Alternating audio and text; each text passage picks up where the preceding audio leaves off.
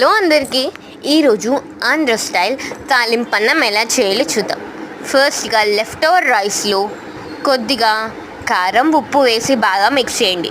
తరువాత అందులో కొద్దిగా వెల్లుల్లి రెప్పలు మరియు నువ్వులు వేసి బాగా కలపండి. తర్వాత కొద్దిగా నూనె వేసి బాగా కలపండి.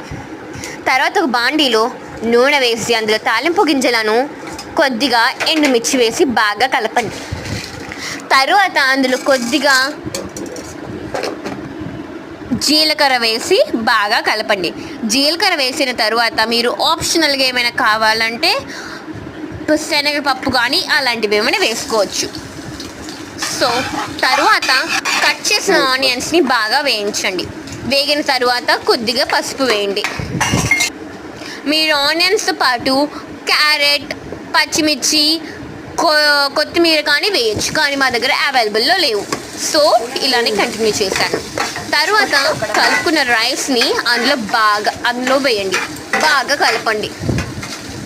నాలా చిందరమంద చేయకుండా నీట్గా వేయండి, బాగుంటుంది. రైస్ వేసిన తర్వాత బాగా కొద్దిగా నూనె వేసుకొని మళ్ళీ బాగా మిక్స్ చేసుకున్న తర్వాత అందులో ఆప్షనల్గా మీరు వేరుశనగ విత్తనాలు వేయండి. ఇంకా మన టేస్టీ తాలింపన్నం రెడీ అయిపోయింది. ఇంకొకరు అయితే కారపన్నం అంటారు, చాలా రకరకాలుగా అంటారు. మీరు ఓకే. ఇంకా అన్నం అయిపోయింది. అన్నం అంతా అందులో వేసేసి బాగా లాస్ట్కి ఇంకా కొద్దిగా వేరుశనగ విత్తనాలు వేసుకున్నాను.